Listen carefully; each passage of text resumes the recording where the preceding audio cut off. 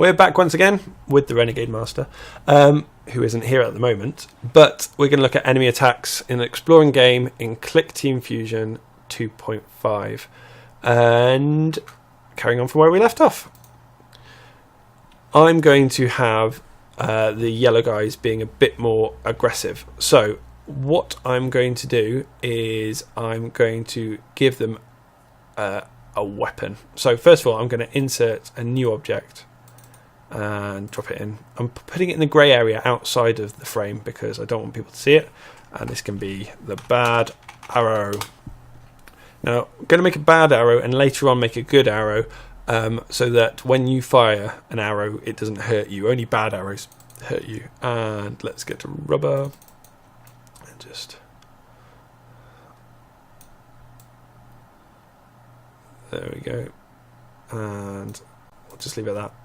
Now, we haven't looked at any animations or direction stuff, but this is, when this is not moving, it will look like that if it's facing that direction. Now, because it's the only thing in there, it will always look like that. But I'm going to amp this up, the amount of angles, directions up, and right click on the black dot. It's quite tricky, but I've managed it. Create rotated directions. Now, we've got the arrow in lots of different directions. That will help when they fire for us to have arrows coming at us in the right direction. And that was helped by the hotspot, which is the center point. The hotspot was in the center, and I knew that anyway, so I didn't bother moving it. But if you draw an arrow or something, make sure this is in the center so that it works. Right, so we've got a bad arrow. We want those guys to shoot at us. So I'm going to use their closeness as if they shoot at me. You could use a timer and every so often, and I'll show you that as well. But anyway, we'll use the closeness.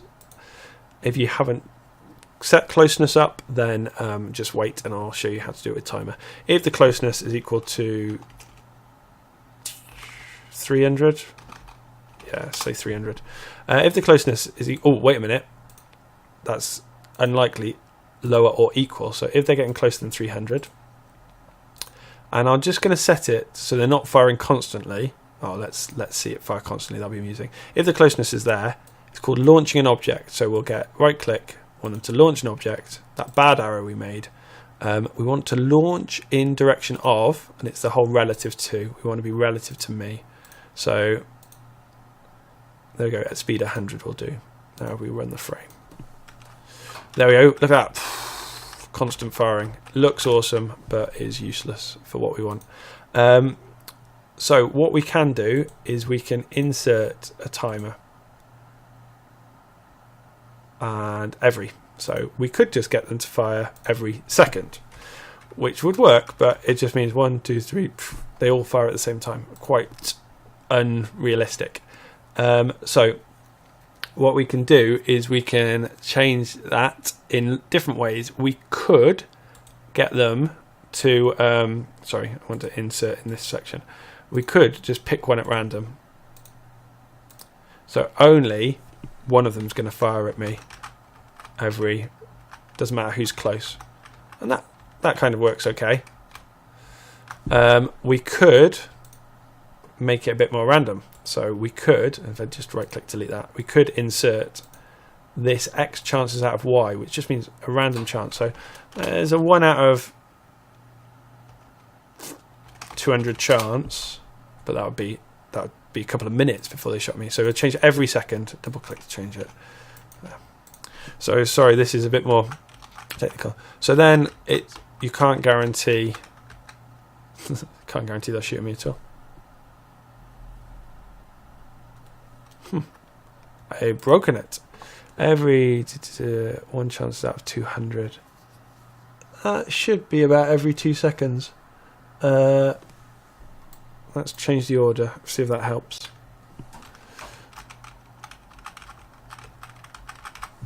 Oh, there we go. But they both fired at me, so that seems to be quite a long time. So if I do that,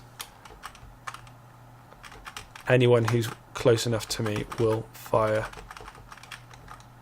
So you might want to do the pick one at random, but all of those pale into insignificance to actually using a counter to control it. So if the closeness, if it's closer than 300 pixels, we can get it to have a little bit of a think. So, shall I shoot? Can I use a question mark? No. Don't use a question mark. I will shoot. Okay. What we can do is we can set the ultra-ball value, I will shoot, to be random, and will be any number up to 100. So 0 to 99. And then we can just say when the ultra-ball value of will I shoot is equal to 1, anything within the range of 0 to 99, then get it to launch an object. Launch an object, arrow, selected direction of relative to player.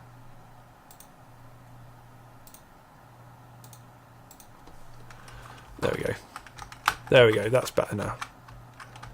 Now, what we need to flip an egg.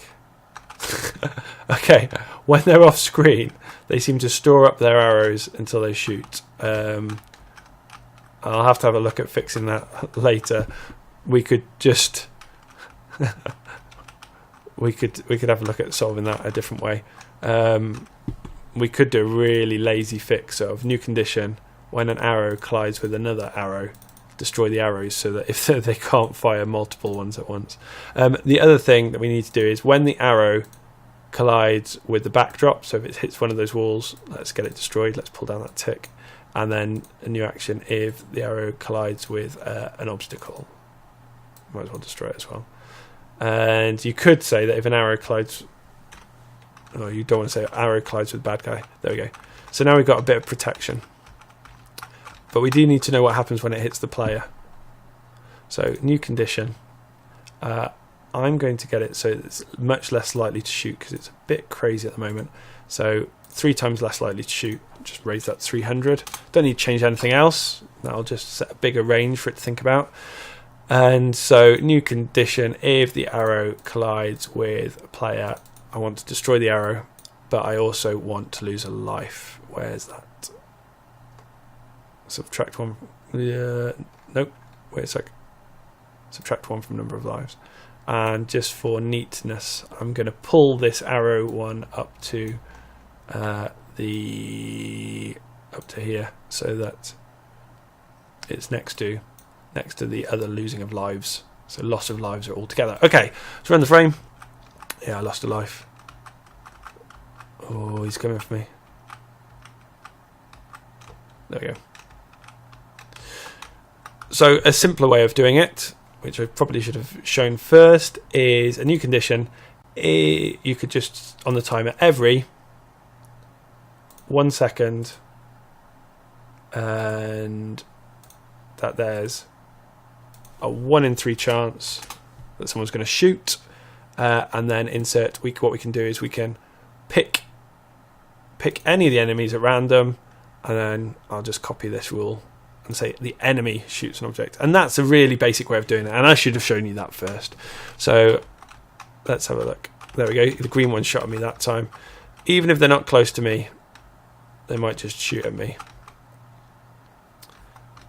There we go. You can make it a bit more advanced, but I'm not going to cover that, so that only if they can see you. I'll cover that in a completely separate tutorial, but I died. There we go. I'll see you next session.